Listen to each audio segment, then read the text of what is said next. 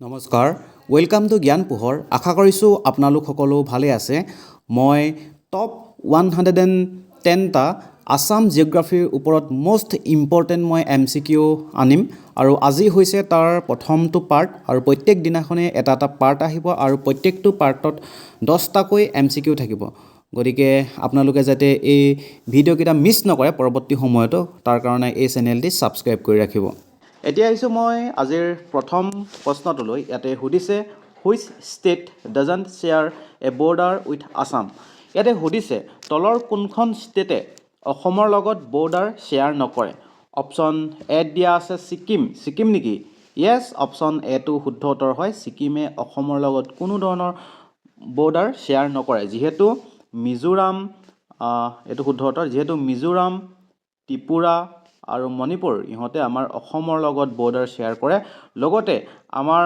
North ইষ্টৰ বাকি কিখন কি থাকিলে অৰুণাচল প্ৰদেশ নাগালেণ্ড আৰু মেঘালয়া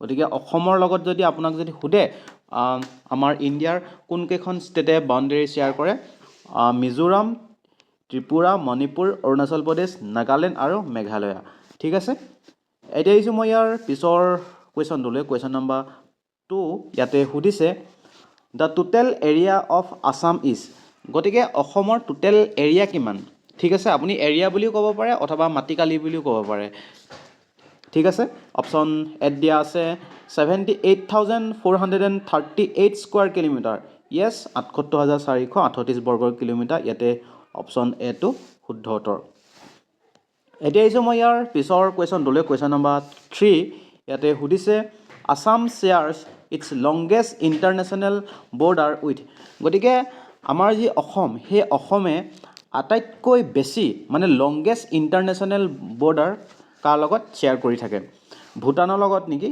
ভূটান নহয় অপশ্যন বি দি আছে বাংলাদেশ য়েছ বাংলাদেশৰ লগত অসমে আটাইতকৈ দীঘল বাউণ্ডেৰী ইণ্টাৰনেশ্যনেল মানে আপুনি বৰ্ডাৰ বুলি ক'ব লাগিব ইণ্টাৰনেশ্যনেল বৰ্ডাৰ শ্বেয়াৰ কৰি থাকে আৰু ইয়াৰ ডিষ্টেঞ্চটো হৈছে 263 কিলোমিটাৰ দেই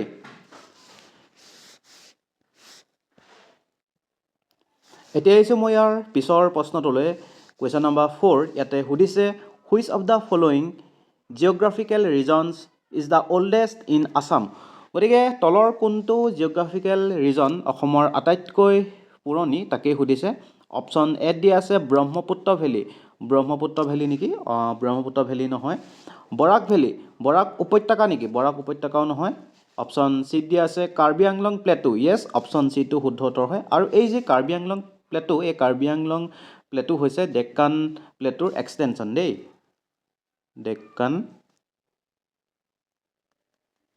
ডেক্কান প্লেটু এক্সটেনশ্যন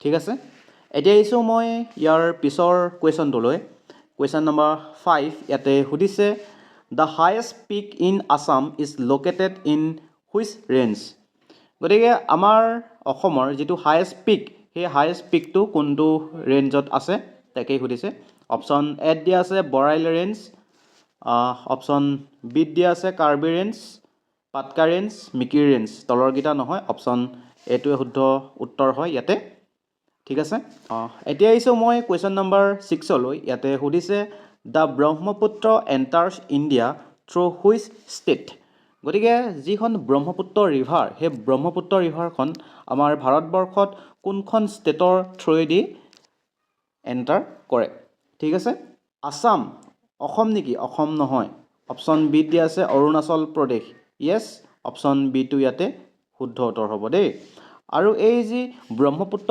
নৈখন এই ব্ৰহ্মপুত্ৰখনক অৰুণাচল প্ৰদেশত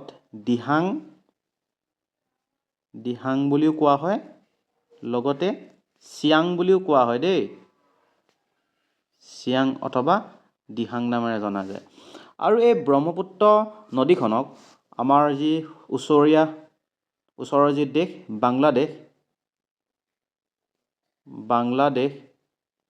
বাংলাদেশত আকৌ জনা যায় যমুনা বুলি দেই। আৰু এই ব্ৰহ্মপুত্ৰ নদীখন তিব্বেতৰ পৰা ওলাই আহিছে দেই,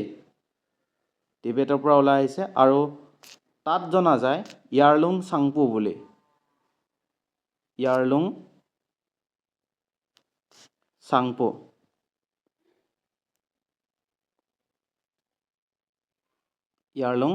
চাংপো বুলি জনা যায়। ঠিক আছে।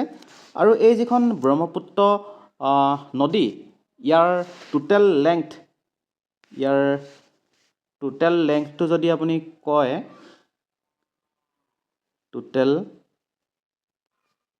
লেংথ অৰ্থাৎ ইয়াৰ সম্পূৰ্ণ দৈৰ্ঘ্য হৈছে 2900 কিলোমিটাৰ। ঠিক আছে, 2900 কিলোমিটাৰ। আৰু অসমত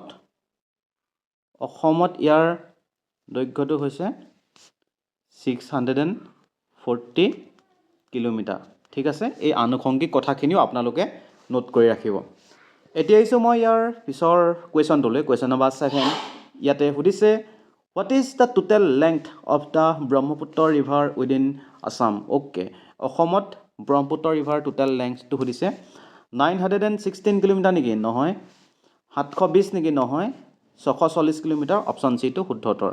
আৰু এইটো হৈছে আমাৰ ইণ্ডিয়াত টোটেল লেংথ।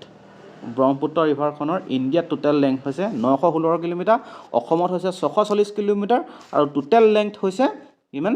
2900 কিলোমিটাৰ। ঠিক আছে। এতিয়া আহিছোঁ মই ইয়াৰ পিছৰ কুৱেশ্যনটোলৈ। ইয়াতে সুধিছে, Majuli the world's largest river island is located in which district?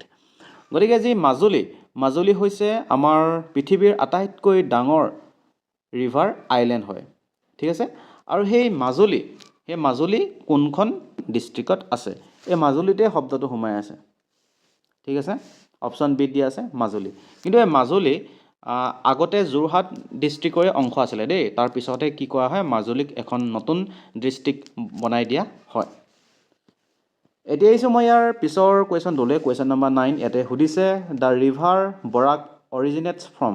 গতিকে বৰাক ৰিভাৰ ক'ৰ পৰা অৰিজিনেট হয়? অপশ্যন এ দিয়া আছে। য়েছ, অপশ্যন এইটো শুদ্ধ উত্তৰ হয়। এই ক'ত আছে? মণিপুৰ দেই, মণিপুৰত আছে এইটো পিক, মণিপুৰ। এতিয়া আহিছোঁ মই আজিৰ অন্তিমটো কুৱেশ্যনলৈ। ইয়াতে সুধিছে, which river is known as the sorrow of Assam due to frequent flood? গতিকে ফ্ৰিকুৱেণ্ট ফ্লাডৰ কাৰণে আমাৰ অসমত কোনখন নৈক চৰো অফ আছাম বুলি জনা যায়? অপশ্যন এ দিয়া আছে কপিলী নেকি? নহয়। পাগলাদিয়া? নহয়। ব্ৰহ্মপুত্ৰ? য়েছ, ব্ৰহ্মপুত্ৰকে জনা যায়। বাকী আজি ভিডিঅ'টো ইমানতে মই সমাপ্ত কৰিছোঁ। আপোনালোকে আজিৰ ভিডিঅ'টো চাই কেনেকুৱা পালে কমেণ্ট ছেকশ্যনত নিশ্চয়কৈ জনাব। ভিডিঅ'টো ভাল পালে এটা লাইক কৰিব, আপোনালোকৰ আৰু বন্ধু বান্ধৱীসকলৰ লগত এটা শ্বেয়াৰো কৰি দিব, আৰু যাতে পৰৱৰ্তী সময়ত বাকী পাৰ্টকেইটা মিছ নকৰে তাৰ কাৰণে এই চেনেলটি ছাবস্ক্ৰাইব কৰি ৰাখিব। ধন্যবাদ।